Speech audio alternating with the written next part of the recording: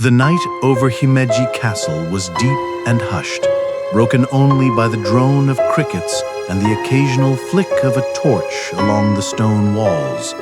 The great white fortress, known as the White Heron Castle, stood in its timeless elegance, but within its grounds, one place held more dread than awe: the old well. The villagers whispered of it. Guards walked past it quickly. They said a voice lived inside, soft, feminine, and ceaseless.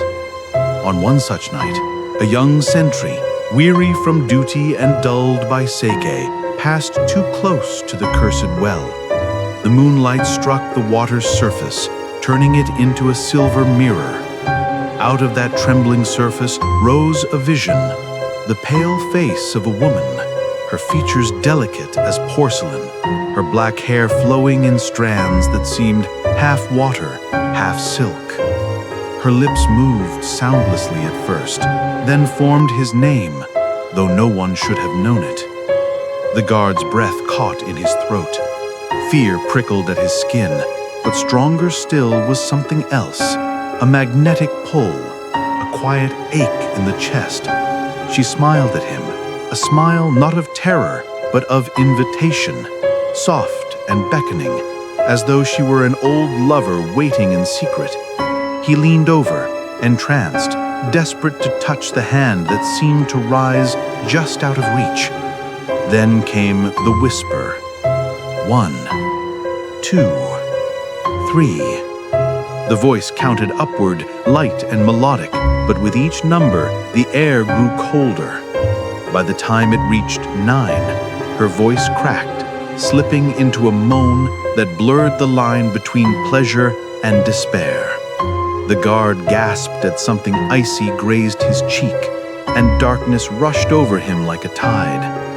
At dawn, they found him at the base of the well. His body was intact, no wound upon him, yet his lips were curved in a strange, satisfied smile, as though death had come in the arms of a woman.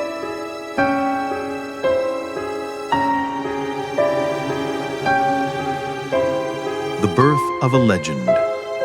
This is the story of Okiku, one of Japan's most enduring and unsettling spirits. She is remembered as the servant girl who died unjustly, thrown into a well after being falsely accused of losing a precious plate. Yet over time, her image grew into something far more complex. She did not linger in memory as a broken victim, but as a ghost whose beauty and allure ensnared men, pulling them to their deaths with whispers of desire. Her story echoes through kabuki theater, bunraku puppet plays, woodblock prints, and ghost stories told in the flicker of lantern light. Always there is the well. Always there is the counting of plates. Yet in many retellings, there is also a more dangerous intimacy, an invitation to lean closer, to surrender, to mistake death for a lover's embrace. To understand Okiku is to understand more than a ghost story. It is to see how a culture entwined beauty with dread, desire with punishment, and the feminine with the unknowable. She is not simply a woman wronged. She is the embodiment of longing turned lethal. And it is in that paradox that what attracts can also destroy, that her legend has endured. In the darkened corners of Japanese folklore, where the lamplight flickers and shadows seem to stretch longer than they should, one figure recurs with uncanny persistence: the woman in white. She is pale, beautiful, and silent, or perhaps softly weeping, softly laughing. Her hair, long and untied, pours down her shoulders like a river of ink. Her eyes gleam with sorrow, or hunger, or a love that cannot die. This is the Onorio, the vengeful spirit. And though the word speaks of wrath, the image that lingers in the popular imagination is not grotesque or monstrous. Instead, it is hauntingly alluring. The feminine ghost in Japanese tradition is both a figure of terror and a figure of beauty. Unlike the Western specter, often portrayed as skeletal, bloody, or grotesque, the Japanese ghost retains its form as a woman, often more beautiful in death than in life. Why is it that so many of these spirits are women? Why does the archetype return again and again to the feminine form? The roots of the onryo. In Japan's feudal era, life was precarious and cruel, especially for women of the lower classes. A servant girl could be cast aside, abused, or even killed without consequence. Yet in death, these powerless women found a form of resistance. As onryo, they became forces that could defy lords and samurai alike. Their beauty, once ignored or exploited, became a weapon sharper than any blade. Theatrical traditions like No and Kabuki codified this archetype. In plays, the female ghost enters slowly, her white robes trailing, her face powdered into stillness. She might recount betrayal or plead with the living, but her presence on stage was charged with more than sadness. It radiated tension, the suggestion that desire and dread are intertwined. Audiences knew what the characters did not. To approach her was to step toward doom, and yet how could one look away? Beauty and death intertwined. The feminine ghost carries with her a paradox. She embodies tenderness and cruelty, attraction and annihilation. Long hair, for example, was a sensual marker in traditional Japan. Women wore their hair bound in public, but in private, loose hair signified intimacy. To see a ghost with flowing, unbound hair meant stepping into forbidden space, into a realm of hidden closeness. The white kimono she wears is also double-edged. In one sense, it is the garment of burial, the clothing of the dead. In another, it recalls the white robes of a bride. Thus, in one image, she is both wife and corpse, bride and revenant. Desire and decay fuse into one haunting form. This mingling of sex and death is not accidental. In a society where rigid codes of honor and purity suppressed overt expressions of desire, ghost stories became a space where these forbidden themes could surface. The spirit of a woman could whisper in the dark what mortal women could not: longing, rejection, betrayal, and vengeance. Okiku among them. Okiku is not the only female ghost of legend. The snow woman Yuki-onna lures men into blizzards with her beauty. Kuchisake Onna, with her mutilated smile, asks men if they find her beautiful, forcing them into a trap of desire and terror. The Ubume, a mother who died in childbirth, appears at night carrying her baby, begging passers-by to hold it, only for the child to grow unbearably heavy, crushing them beneath its ghostly weight. But yet, among these, Okiku's story resonates differently. She is not a stranger encountered on the road, nor a demon of the elements. She was a woman of flesh and blood, a servant who lived and suffered within the walls of a great castle. Her haunting is not only supernatural, but profoundly social, the revenge of the powerless against the powerful. And in time, her story, too, acquired the shading of seduction. If Yuki-onna offered the fatal kiss of winter, Okiku offered the caress of sorrow, the invitation to lean closer to the well, to hear her count, to imagine that her pale hand might touch yours. Her allure was not storm or snow, but grief turned into beauty. Men did not fear her at first. They pitied her or desired her until it was too late. Archetype as mirror. The recurring presence of the female ghost in Japanese lore tells us something about the society that gave birth to her. Women were often silenced, their desires erased, their fates dictated by men. But in the world of spirits, their voices rang out, and the form they took was one that could not be ignored. Beautiful, sensual, and impossible to resist. Okiku standing among these archetypes reveals the deeper truth that the female ghost is not merely a warning of vengeance, but also a vessel of longing. She reflects the fears of men who both desired and feared women, the terror of attraction itself. Her legend shows us that in Japan's imagination, the boundary between love and death was paper thin. And when the face of a woman appeared from the darkness, a man never knew if it promised warmth or the grave. The story of Okiku did not remain fixed in the clean lines of a morality tale. What began as a tragedy, a servant girl betrayed, murdered, and left to haunt the castle well, shifted through centuries of retelling into something more complex. By the Edo period, storytellers were not content to let her voice remain a simple lament, counting broken plates. They imbued her presence with an undertone of intimacy, transforming her cry into something that carried not only grief, but also longing. The transformation of a cry.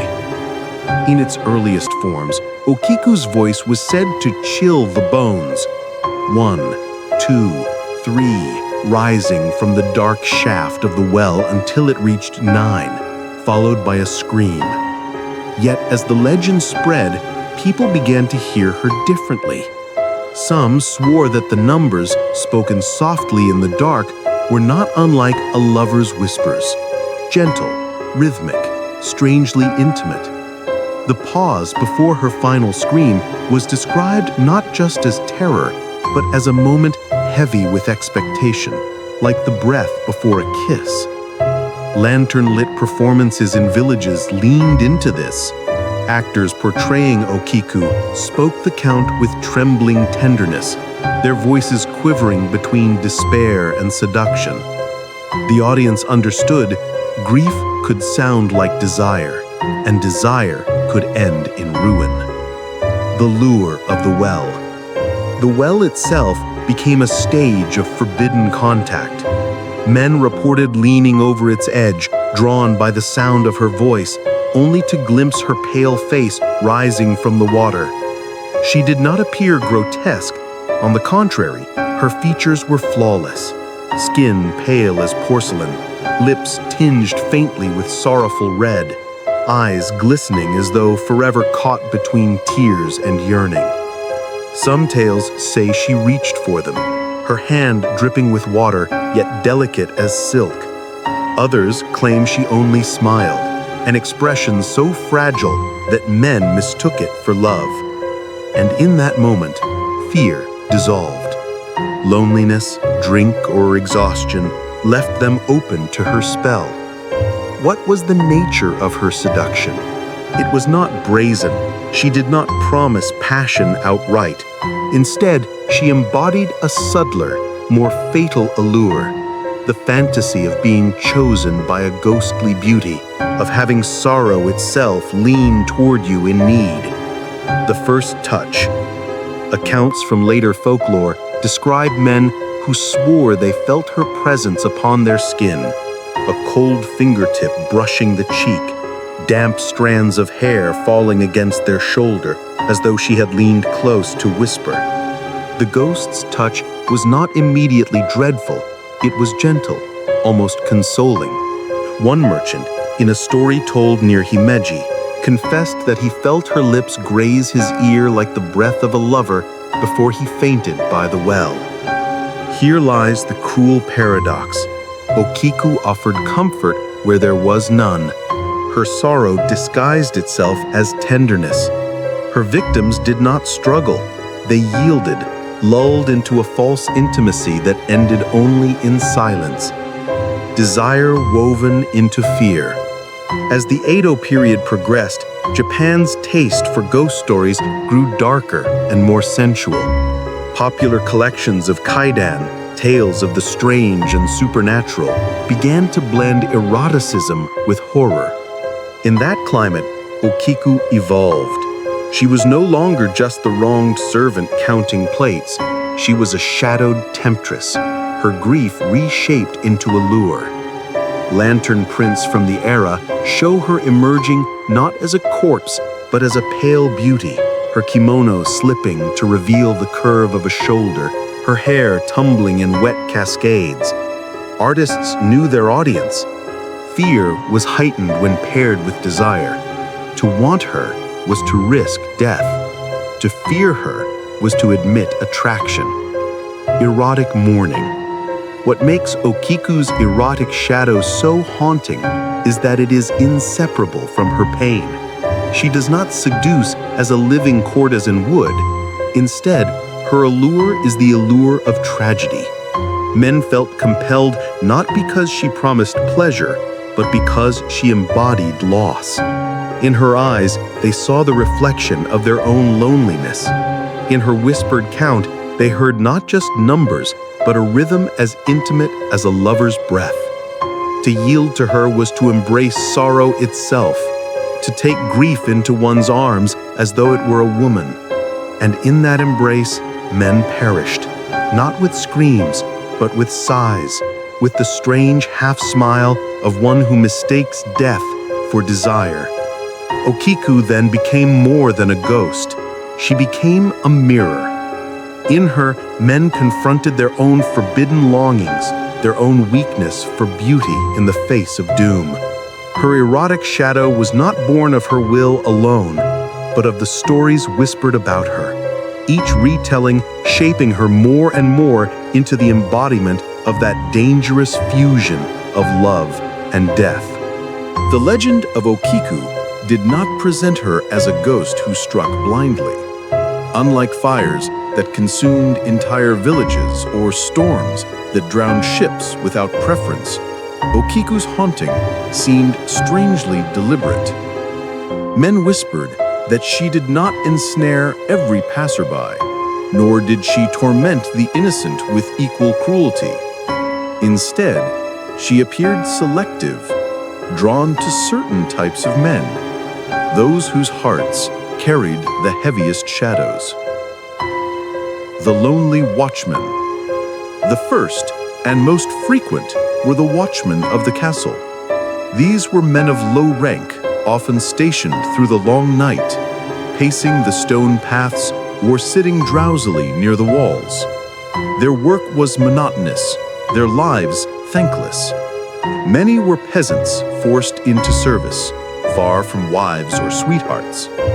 For such men, the sound of Okiku's voice was irresistible. It broke the silence, offered companionship in the hours when no other soul stirred. To hear a woman's whisper, even when echoing from a cursed well, was to feel suddenly less alone. And so, these men leaned closer, hearts pounding, not from duty, but from yearning. In the annals of folklore, countless guards were found collapsed near the well, their lanterns still burning, their swords untouched. The official record might note illness or madness, but the people knew. They had heard Okiku's call and mistaken it for love. The drunken samurai. Another favorite prey were the drunken revelers, samurai and retainers, stumbling from the great halls after nights of feasting. Sake loosened their tongues and blurred their senses. In that haze, the line between reality and dream thinned, making them perfect quarry for a ghost who thrived in twilight states. A retelling from the Bunsei era describes a warrior who staggered into the courtyard, hearing what he thought was the laughter of a courtesan. Following the sound, he approached the well. There, Okiku appeared, not as a corpse, but as a woman draped in damp white silk, her hair flowing down like a black curtain. The samurai, emboldened by drink, reached for her, only to collapse lifeless by the stones, his lips still parted in anticipation of a kiss that never came. The story spread quickly. Even the strong, armored lords were powerless before her. Their blades could cut down men, but they could not protect them from the desires that made them human. The weary merchants and travelers. Okiku's allure extended beyond castle walls. In some versions, her spirit was said to wander farther, appearing to merchants returning late with their goods, or travelers seeking shelter on the roads near Himeji. These men, burdened with toil, found themselves especially vulnerable. One account tells of a merchant who, after a long journey, sat by the castle moat to rest. There, he heard a woman's voice call softly, thanking him for his kindness. Confused, he looked around and saw a pale figure leaning out from the shadows of the well, her hair flowing down like a black curtain. Exhausted, aching for tenderness after weeks of solitude, he reached towards her. His body was discovered at sunrise, slumped forward, his face reflecting both bliss and terror. Patterns in her choice. If we look closely, a pattern emerges. Okiku did not waste her presence on men who were content, confident, or surrounded by company. She sought those weakened by loneliness, drink, or exhaustion. Men whose defenses had been eroded by sorrow or desire. The lonely heard her as comfort. The drunken saw her as seduction. The weary mistook her for solace. She chose not the strongest, but the weakest moments of a man's spirit. And in that vulnerability, she revealed herself not just as a ghost of vengeance, but as a kind of hunter, one who knew that the human heart, more than the body, was the true gate to ruin. The unspoken desire. What makes her legend even chillier is the implication that perhaps the men wanted to be chosen. There is a strange pride in the old tales, an almost shameful boast among survivors who claimed they had heard her voice but resisted, as though her notice itself was a dangerous honor. To be hunted by Okiku was to be desired by death itself, courted by sorrow in the shape of a woman. And so, her victims were not random. They were those who longed for touch, for comfort, for beauty they could not otherwise claim. In seeking to fill that emptiness, they surrendered themselves to her embrace, and in doing so, revealed that Okiku's true prey was not the body at all, but the unguarded soul. Okiku did not choose blindly. She chose the cracks in men's armor, the shadows in their hearts. She seduced not with flesh, but with longing itself. And that is why centuries later, her story continues to unsettle. Because anyone who has ever felt loneliness, desire, or despair can imagine what it would be like to hear her voice in the dark and to follow it, knowing it might lead only to the grave. Okiku's haunting was never sudden, never violent in the way a sword strike might be. Hers was a seduction of layers, a gradual unraveling that began with the faintest whisper and ended with the surrender of the body and soul. To speak of her allure is to map the stages of a ritual, an initiation, an approach, a promise, and finally, the embrace of death disguised as intimacy. Stage 1, the whisper. It always began with sound, a murmur drifting out of the well, barely audible over the night wind. Sometimes it was the counting of plates, 1, 2, 3, the numbers falling with the slow rhythm of breath. Other times it was a laugh, soft and fragile, like the kind one hears from a lover hiding behind the sliding screen.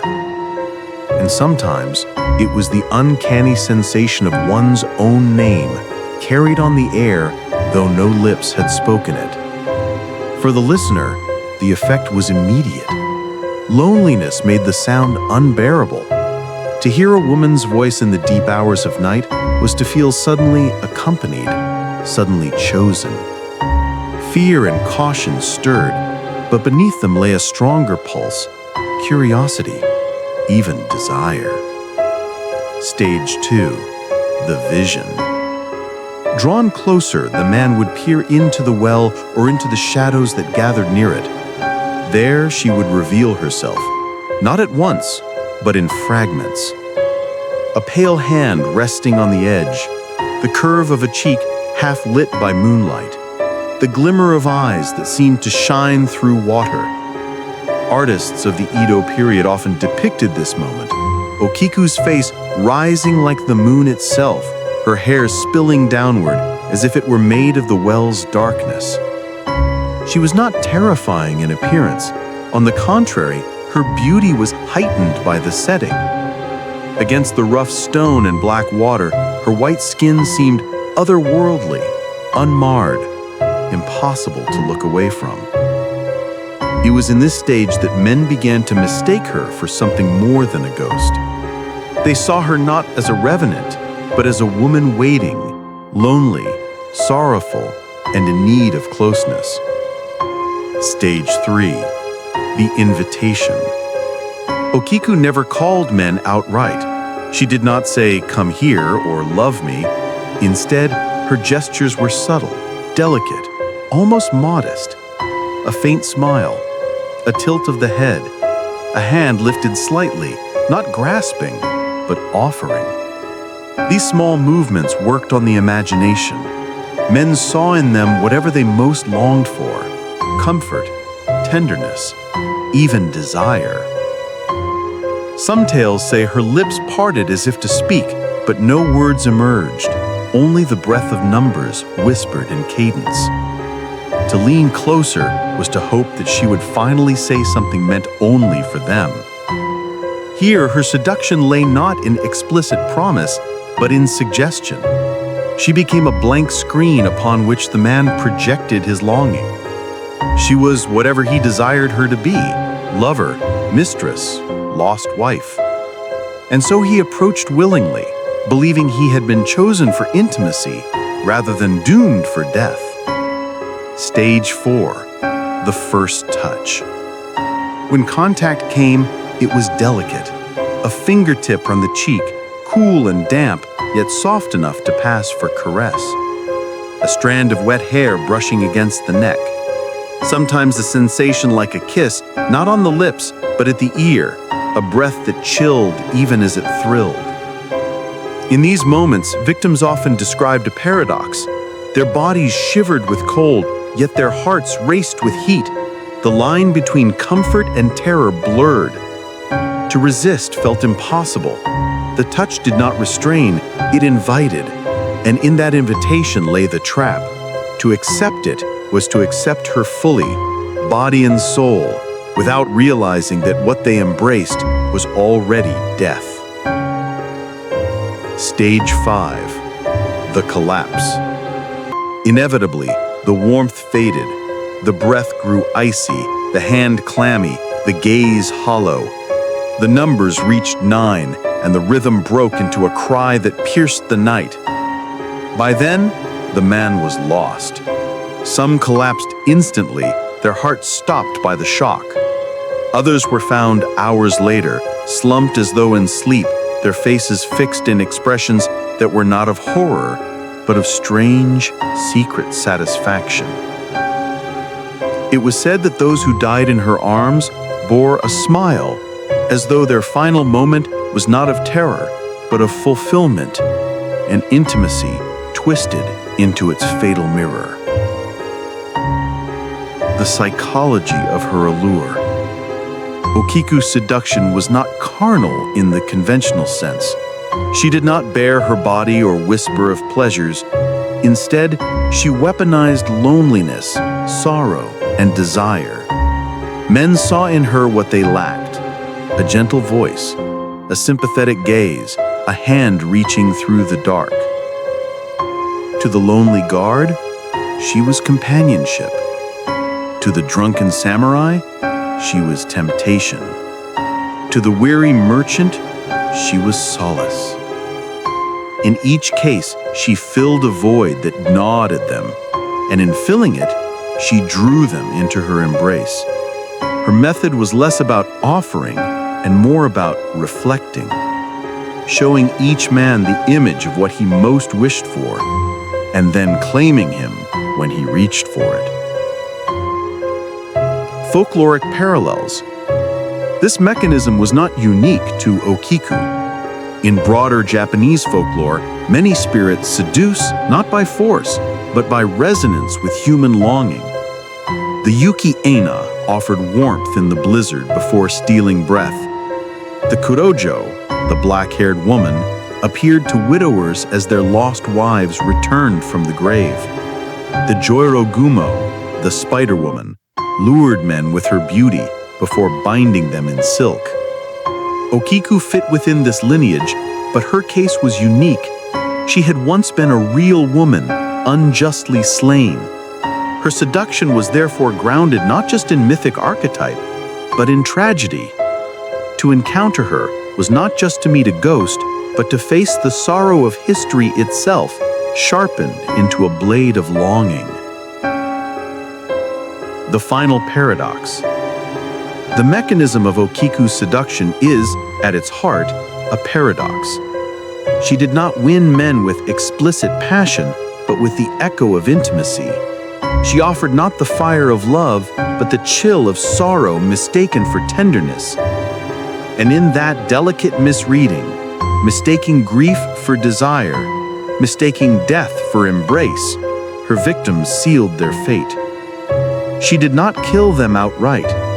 They surrendered themselves to her. And in that surrender lies the deepest horror of all, that in silence of night, when the heart aches most, even death itself can look like love. Okiku's seduction never ended with the moment of touch. What followed, the aftermath of her embrace, was just as important to the legend as the haunting itself. For it was not only the victims who bore her mark, but also the world around them, the castle that whispered, the villagers who trembled, the storytellers who embroidered her memory with detail until the line between fear and desire blurred beyond recognition. The bodies by the well. In the earliest accounts, the men who succumbed to Okiku were found slumped near the edge of the well. Their bodies bore no wounds, no evidence of struggle. Instead, they looked as if they had simply fallen asleep. The strange part was their faces. Witnesses spoke of expressions locked in uneasy tranquility. Some wore faint smiles, the kind one might see on a man dreaming of a lover's embrace. Others bore a half-open gaze, as though they had glimpsed something beautiful in their final breath. Rarely were there signs of terror, no contorted limbs, no frozen screams. This difference set her victims apart from those claimed by more violent spirits. Men killed by vengeful onryo were often found twisted in horror. But Okiku's prey looked satisfied, even grateful. And that, perhaps, was the cruelest part of her curse. She did not simply take life. She made death appear like fulfillment. The whisper that lingered. Even after the bodies were removed, the place of their demise did not quiet.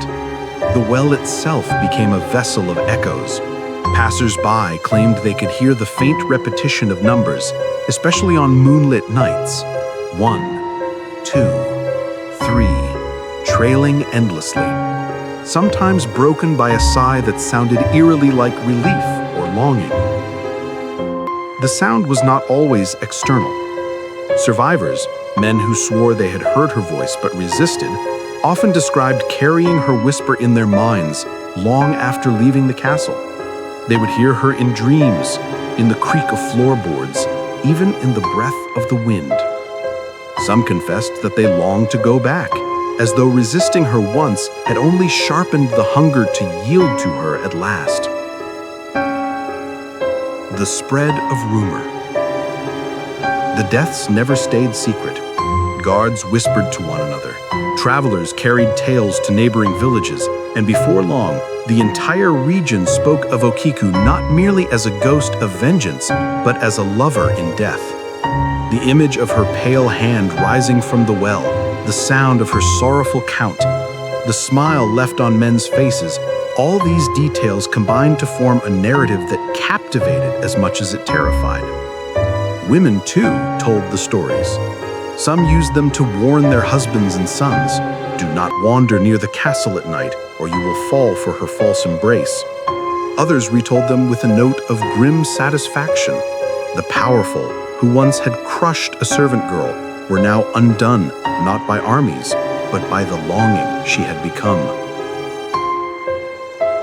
The ritual of counting. In some variations, Okiku's posthumous presence was tied directly to the ritual of counting. Witnesses claimed that when she reached 9, those who listened too closely felt their hearts constrict, as if awaiting a final word that never came. That unfulfilled moment, always stopping just short of completion, was said to bind men in suspense so unbearable that they collapsed under its weight. Here, the erotic undertone deepened. Her victims were left suspended, caught between expectation and release, a tension never resolved. Folklorists would later remark that this mirrored not only the structure of her story, but also the psychology of desire itself, a reaching toward fulfillment that ends only in emptiness. The Mark of the Smiling Dead. Perhaps the most unsettling legacy of her hauntings was the expression left on the faces of her victims. To die with a smile was unnatural. Priests debated its meaning. Was it bliss, or was it mockery? Some claimed it proved that she offered pleasure before the end. Others argued it was her cruelest joke, that she froze her victims in a parody of contentment, forcing the living to wonder whether death in her arms was truly terrifying or secretly enviable. In this ambiguity lay her lasting power. Men feared her, but part of them yearned to be the next to smile that smile. From fear to fascination. Over generations, this aftermath became central to how Okiku was remembered, not merely as a ghost of vengeance, but as an ambiguous figure, half demon, half lover. Her victims were not martyrs nor fools. They were men undone by something universal: loneliness, desire, the hunger for tenderness in a world that gave them none. And so the legend of Okiku grew more seductive precisely because of what happened after. Her victims looked like dreamers. Her voice lingered like a memory. Her absence was as haunting as her presence. She did not merely kill, she carved herself into the imagination of all who heard of her. The cultural memory. In time, these details shaped how she was portrayed in theater and literature. Kabuki actors played her not only with sorrow, but with grace, letting the audience feel both pity and forbidden attraction. Bunraku puppet plays lingered on her delicate gestures, making her seem more like a courtesan than a corpse. Even ukiyo-e prints began to depict her beauty with subtle eroticism, her kimono slipping at the shoulder, her hair heavy with water, her lips parted as though about to speak a lover's secret. The aftermath of her hauntings, smiles on corpses, whispers in wells, rumors in villages, all became the foundation upon which her legend stood. And it was not only a tale of fear, but of fascination. For in Okiku, death did not look like a monster. It looked like a woman, tragic, tender, irresistible. Okiku's victims were claimed not with screams, but with sighs. And when dawn revealed their bodies, it was not terror that froze their faces, but the strange serenity of men who mistook sorrow for love. The legend of Okiku did not remain a whispered tale among villagers or a rumor shared between guards. As Japan entered the Edo period, 1603 to 1868, a time when ghost stories, kaidan, flourished as both entertainment and moral allegory, Okiku stepped onto the stage, literally. She became not just a haunting, but a cultural presence, her image embroidered into theater, literature, woodblock prints, and the imaginations of countless generations. Kabuki, the stage of desire and death. In Kabuki, the theater of spectacle and exaggeration, Okiku's story transformed into one of the most performed ghost plays, Bansho Sarayashiki, the dish mansion at Bansho. Though its setting shifted from Himeji Castle to Edo's Bansho district, the essence remained: a servant girl accused of breaking a valuable dish, killed by her master, and returning to haunt him. The genius of Kabuki was in its layering of emotion. Okiku was portrayed by Onagata, male actors specializing in female roles, who imbued her with both fragility and sensual grace. On stage, she appeared not as a rotting corpse, but as a pale, beautiful woman in flowing white robes, her hair undone, a theatrical code signaling both death and intimacy. Audiences gasped not merely in fear, but in fascination. The counting scene, in particular, was staged as a slow crescendo. 1, 2, 3, building toward the inevitable scream. But the actor's voice quivered with a delicate, almost erotic rhythm, as if each number were a breath shared between lovers. In that pause before the scream, the audience felt suspended between sorrow and seduction. Bunraku, the puppet sorrow. Equally important was Bunraku, the puppet theater of Osaka, where Okiku's story gained a new form. In Bunraku, puppeteers manipulated large dolls with incredible precision, and in their hands, Okiku became a figure of heartbreaking beauty. The Bunraku Okiku often appeared seated at the well, her head tilted, her long hair cascading like silk threads manipulated with careful artistry. Her hands moved delicately, counting invisible plates in the air. Here, the eroticism was subtler, woven into the intimacy of her gestures. Audiences wept not only from fear, but from pity. She was not a demon, but a woman wronged, her sorrow so profound it crossed into allure.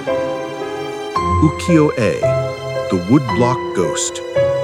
The Edo period's flourishing of woodblock prints, ukiyo-e, immortalized Okiku visually. Artists such as Tsuyoka Yoshitoshi and Utagawa Kuniyoshi produced ghostly images of her rising from the well, her face pale, her dark hair wet.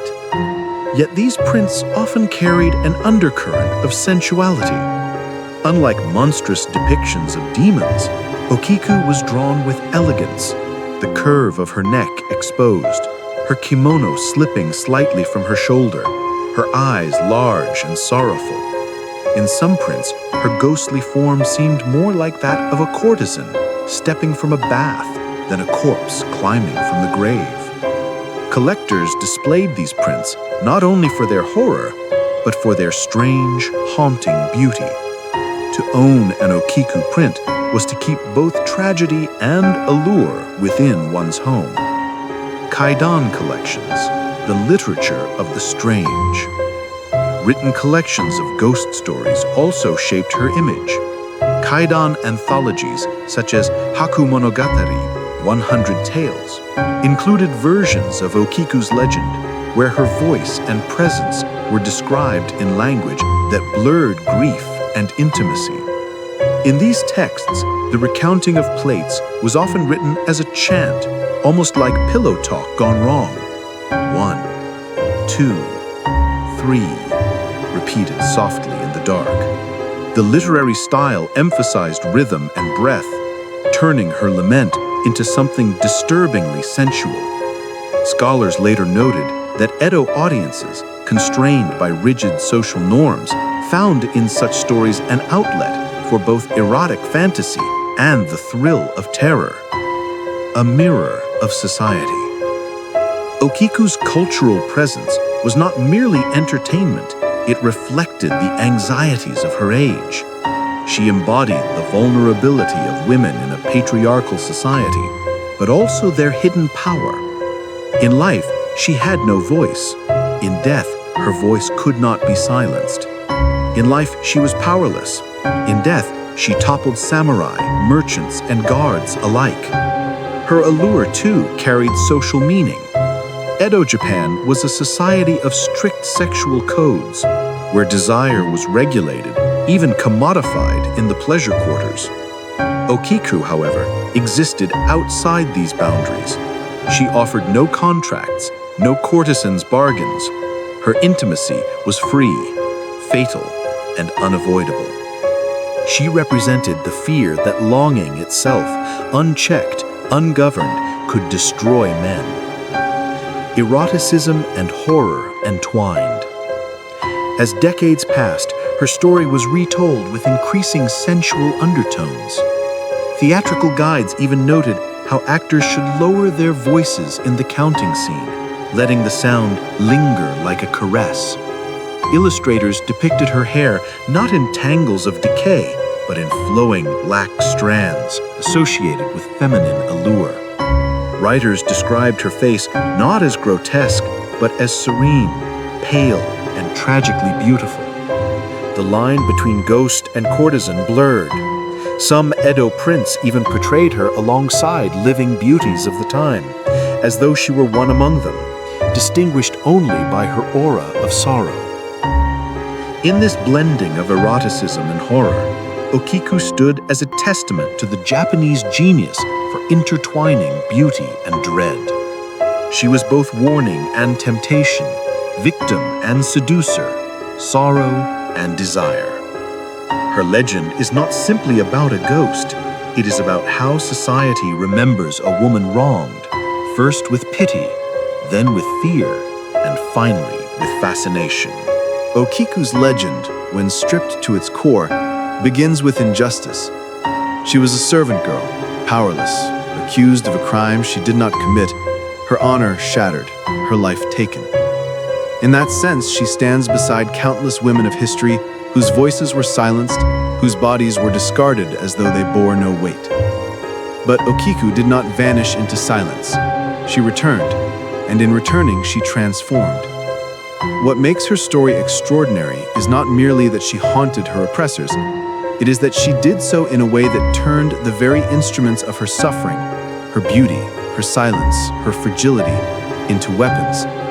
She became what men most feared and most desired at once, the woman whose presence offered comfort, even love, but whose embrace delivered only death.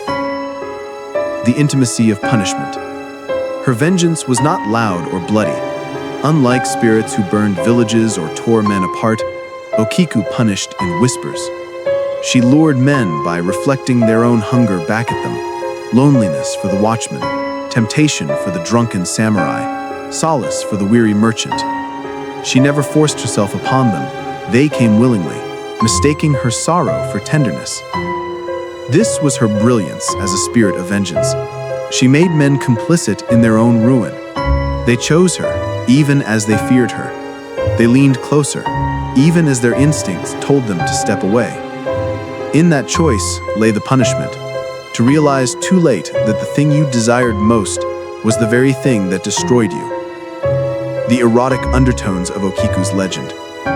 The erotic undertones of Okiku's legend are not incidental, they are essential. For centuries, Japanese society treated female desire as either invisible or dangerous, something to be controlled, commodified, or erased.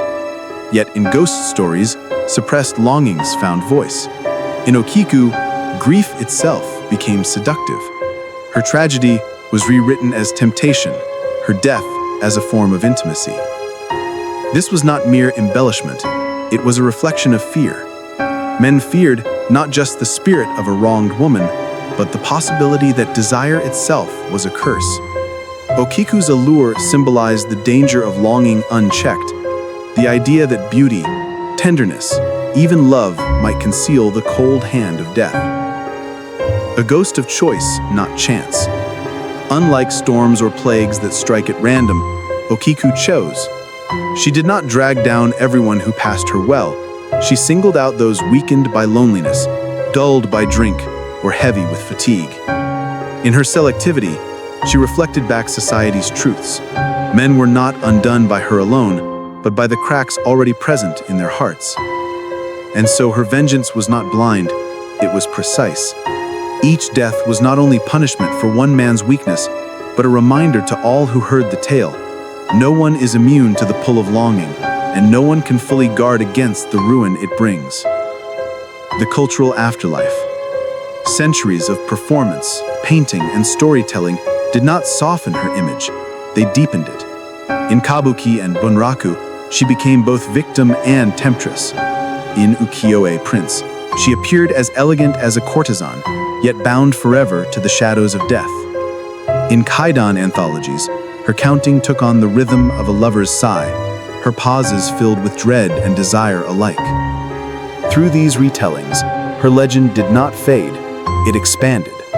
She was no longer merely a ghost in a well, she became an archetype, the embodiment of how society remembered women wronged, tragic, alluring, and dangerous. The paradox of longing and death. What lingers most about Okiku is the paradox she embodies. Her victims died not in terror, but in a strange semblance of peace. Their faces bore smiles, their lips parted as if in anticipation of a kiss. Death, in her arms, looked less like punishment and more like fulfillment. But yet beneath that illusion lay the cruel truth. It was not love they received, but sorrow dressed as desire. Okiku offered them nothing real, only the echo of what they longed for. To reach for her was to embrace emptiness, and to perish while believing it was intimacy. This paradox is the heart of her vengeance. She did not strike men down with wrath. She let them destroy themselves by mistaking grief for love, sorrow for beauty, death for touch. Why she endures. Even now, centuries later, Okiku's story endures because it touches a nerve deeper than horror. It is not only about ghosts, wells, or broken plates. It is about the dangers of longing, the way desire blinds, the way loneliness opens doors that should remain shut. It is about how beauty, when twinned with sorrow, becomes impossible to resist. Her legend survives because it feels universal. Who has not, at some point, wanted so desperately to be touched, to be chosen, that they might overlook the danger in front of them? Okiku is the ghost of that universal human weakness. Conclusion: seduction as vengeance. In the end, Okiku is more than a victim, more than a ghost. She is a force. She transforms injustice into allure, sorrow into weaponry, longing into punishment. Her power lies not in violence, but in seduction. Seduction that leads not to pleasure, but to death. This is the enduring terror of her story, that the very things we most crave, comfort, intimacy, love, can be the mask that hides destruction, that to reach for beauty in the dark is to risk finding only grief. Okiku's legend reminds us that vengeance need not roar. Sometimes it whispers. Sometimes it counts. 1, 2, 3. And sometimes, the most terrible vengeance of all is to let a man believe he has been loved, only to discover, in his final breath, that he has been embraced by death itself.